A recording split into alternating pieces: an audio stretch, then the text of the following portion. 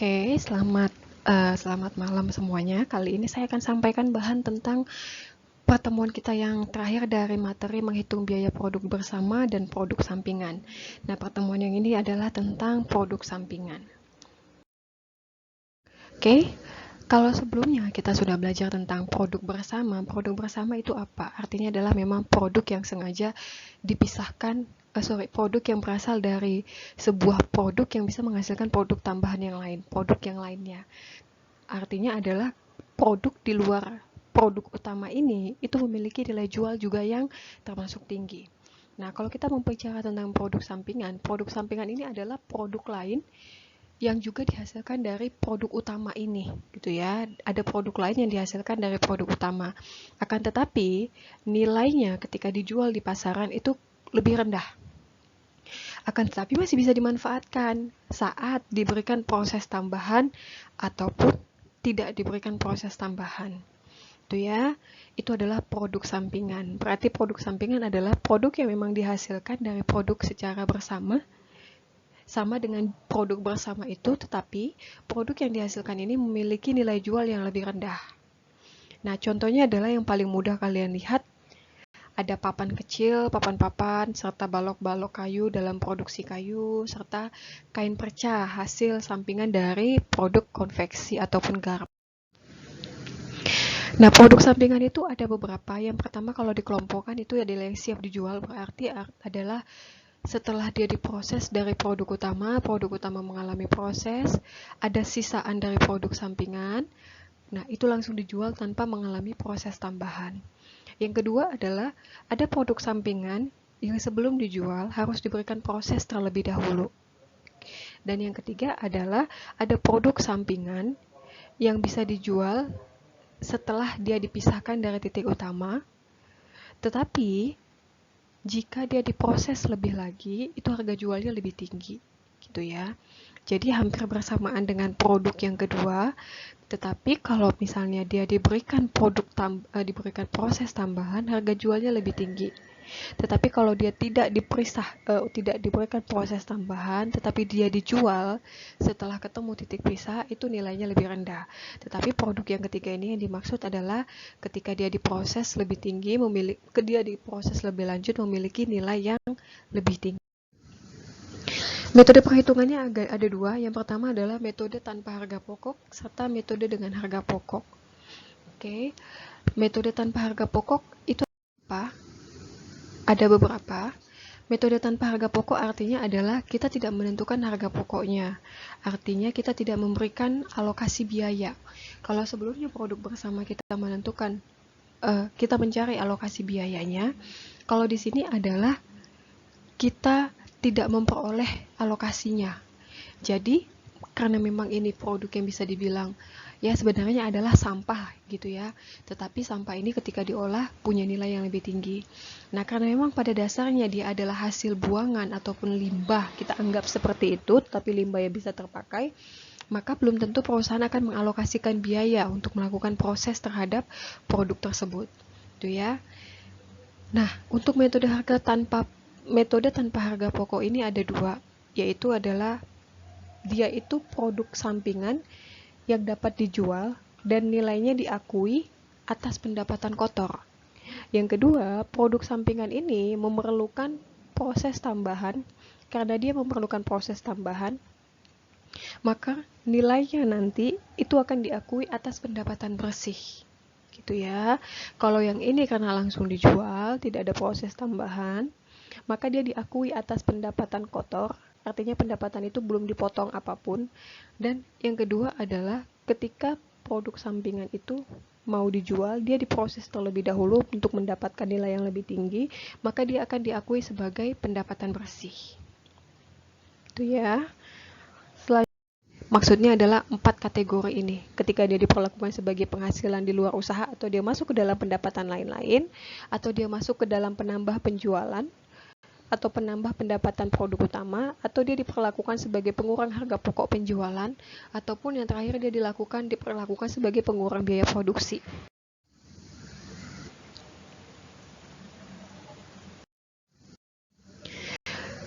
Selanjutnya, ketika dia dijadikan sebagai pengurang harga pokok penjualan. Oke. Nah, sebelumnya kita kan harus kalau dia dikategorikan sebagai pengurang harga pokok penjualan, berarti kita harus cari dulu nih harga pokok penjualannya mana. Ini dia. Harga pokok penjualan itu berarti kita kurangkan dengan semua biaya produksinya. Itu senilai ternyata produk utama biaya harga pokok penjualannya adalah 6.750.000. Ketika produk sampingan dijadikan sebagai pengurang harga pokok penjualan, ini dia posisinya. Kita kurangi di harga pokok penjualan, maka ternyata pendapatannya masih kotor ya, itu senilai 4.702.500.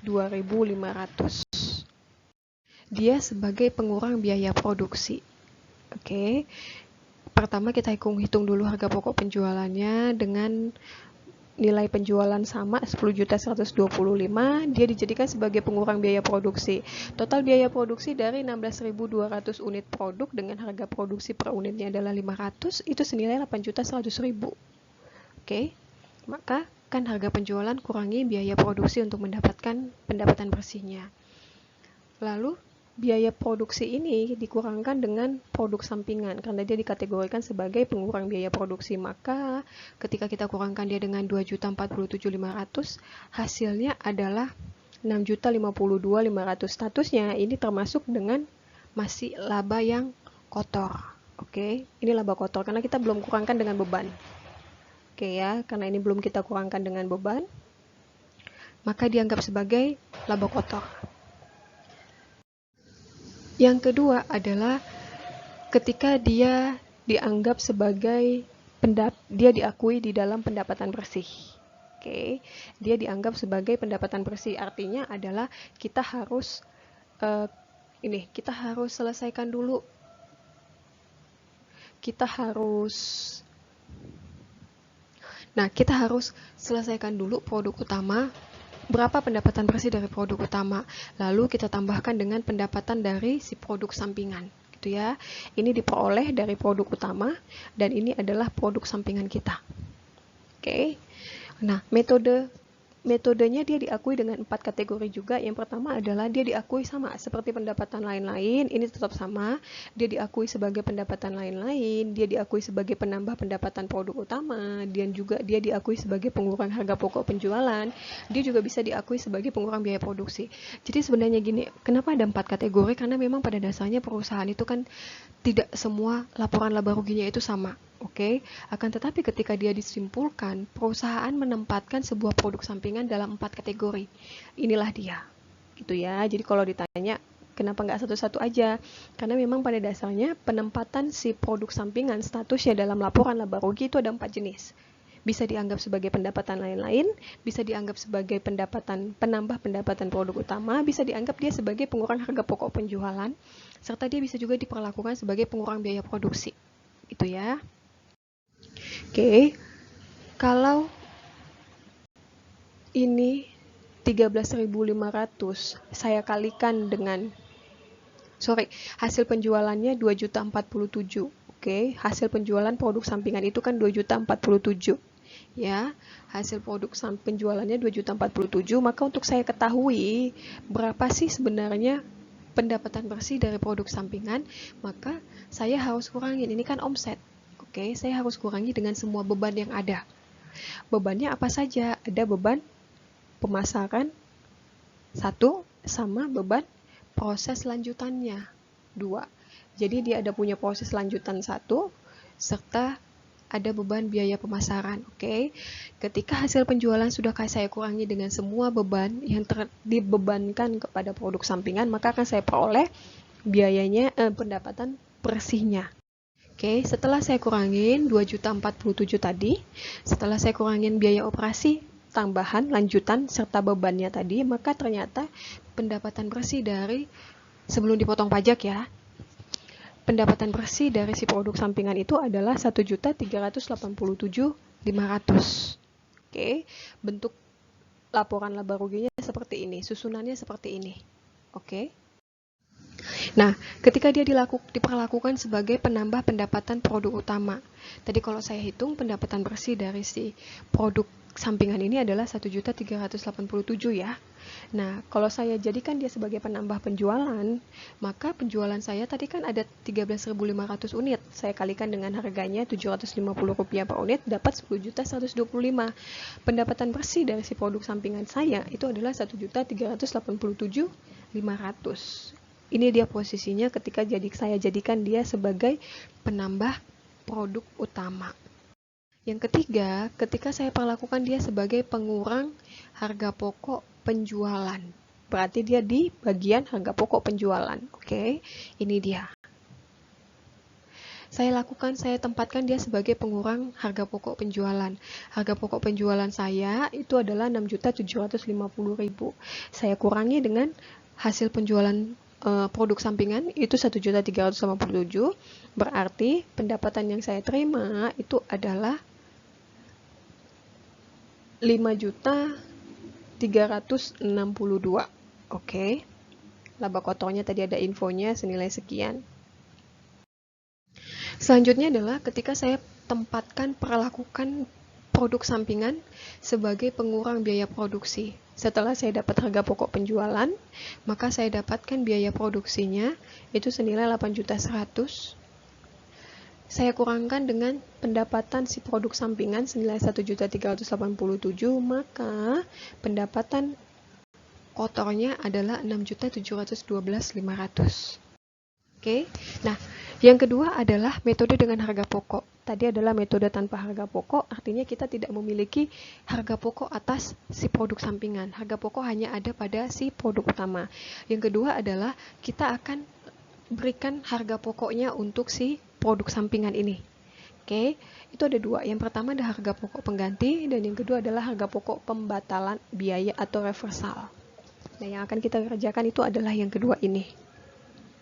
Nah, karena dia sudah diberikan harga pokok, sudah memiliki informasi harga pokok, maka dia ada alokasi biayanya, gitu ya. Ketika dia sudah memiliki harga pokok penjualan, maka dia akan memiliki alokasi biaya bersama. Cara pengerjaannya bagaimana? Sama seperti yang kemarin. Produk sampingan sebagai harga pokok pengganti. Jadi dia dijadikan sebagai bahan pengganti atau bisa dijadikan sebagai bahan pembantu. Nah, pada bulan Juli perusahaan menghasilkan sebanyak 16.000 botol dengan biaya produk sampingannya itu sebesar 400 kilo. Jadi 16.000 botol ini dari berapa kilogram kaca, ternyata itu ada sampah sebanyak 400 kilogram. Sampah kacanya 400 kilogram. Oke, pada dasarnya sampah kaca itu masih bisa diolah lagi ya. Oke. Biaya produksi yang dikeluarkan itu terdiri dari biaya bahan baku sebesar 6 juta. Oke.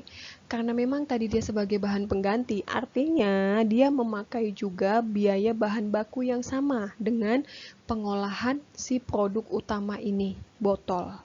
Itu ya. Jadi dia ini karena memang dianggap sebagai bahan pembantu atau bahan pengganti, dia tidak dianggap sebagai sampah.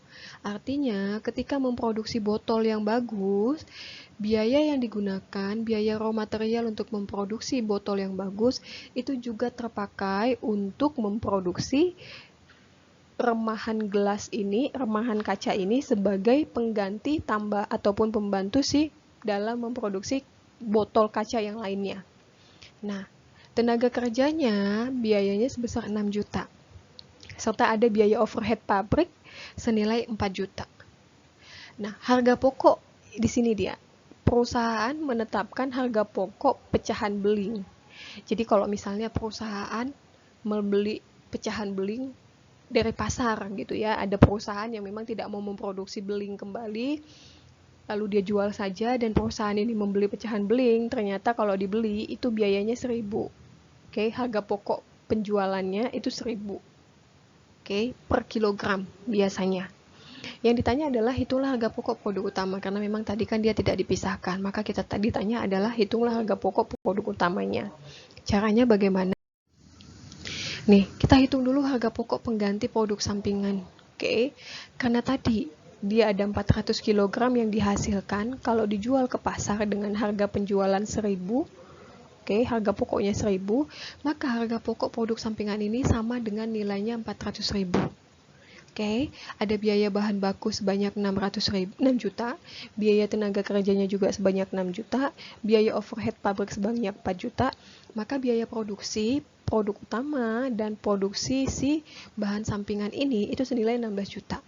Oke, saya perlakukan dia sebagai pengurang biaya produksi. Oke, saya perlakukan dia sebagai pengurang biaya produksi, maka saya kurangkan dengan 400.000 tadi, biaya produksi sebenarnya adalah 15.600.000. Susunannya seperti ini. Oke, urutannya itu seperti ini. 738.000 adalah ternyata produk utama memiliki biaya proses tambahan sebelum titik pisah. Itu senilai 738. Ini dianggap sebagai biaya produksi, berarti dia memiliki dua tindakan produksi. Yang pertama adalah biaya proses sebelum dia dijual, sebelum titik pisah, dan biaya produksi dari si biaya produk bersama. Yaitu berarti tadi 582 ditambah dengan 738, unit yang dijual itu adalah 20.000 unit. Maka biaya produksi per unit dari produk utama itu adalah Rp66. Biaya sampingannya berapa? Tadi kita hitung biaya produksinya 17.700, ada biaya proses lanjutannya sebesar 6.600, dengan jumlah produk sampingan sebanyak 1.000 unit, maka jumlah biaya untuk produk sampingan itu adalah Rp24,3. Ini dia laporan laba ruginya, ikutin yang tadi saja ya, yang saya tunjukin tadi. Ini adalah laporan laba rugi dan terpisah ya. Ini dia tidak dikategorikan dalam produk sampingan sebagai pendapatan tambahan atau apa, tetapi laporan laba ruginya bentuknya seperti ini.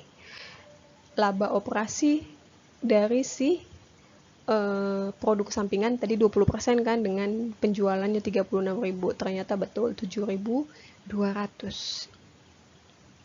Oke. Ini adalah contoh yang kelima. PT Gemilang memproduksi 3 produk utama yang terdiri dari produk A, B, dan 2 produk sampingan. Jadi dia punya 2 produk sampingan. Oke. Semua produk A mungkin menghasilkan sampingannya X, produk B mungkin menghasilkan produk sampingannya Y. Oke. Biaya yang dikeluarkan atau biaya bersamanya itu untuk bahan baku 60.500.000, tenaga kerjanya 53.300.000, dan biaya overheadnya 38.150.000. Ini datanya. Oke. Ini unit terjual dari produk A, ini unit dari produk B, ini produk sampingan X, ini sebanyak 19.500 yang terjual dari produk Y. Yang ditanya adalah, ini ada informasi tambahan. Alokasikan biaya bersama produk utama dan produk sampingan dengan metode reversal. Oke, tentukan alokasi biayanya. Oke, tentukan juga biaya produksi dari harga pokok. Tentukan yang pertama adalah tentukan alokasi biaya dari produk utama dan produk sampingan. Yang kedua, metodenya dengan metode reversal. Yang kedua, hitunglah biaya produksi dari produk utama serta produk sampingan. Oke, ini saya jadikan sebagai tugas. Kalau ada yang tidak dimengerti, silahkan ditanya. Oke, saya harap sih apa yang saya sampaikan ini sudah sangat saya jelas gitu ya. Jadi video ini bisa kalian putar kembali berulang-ulang supaya dapat maknanya. Oke, dikumpulkan di e-learning minggu depan. Sampai ketemu di minggu depan. Jadi minggu depan kita akan masuk materi yang baru. Tetapi saya akan sampaikan hasil pemeriksaan saya terhadap tugas. Ya, masukkan ke dalam e-learning. Kalian mau tulis tangan silahkan, mau dibikin di Excel juga silahkan. Oke ya, bikin judulnya tugas produk sampingan. Sampai di sini materi saya. Kalau ada yang ingin ditanyakan, kalian boleh tanyakan ke WhatsApp. Saya harap kalian mendengarkan di hari ini juga. Sampai ketemu di minggu depan.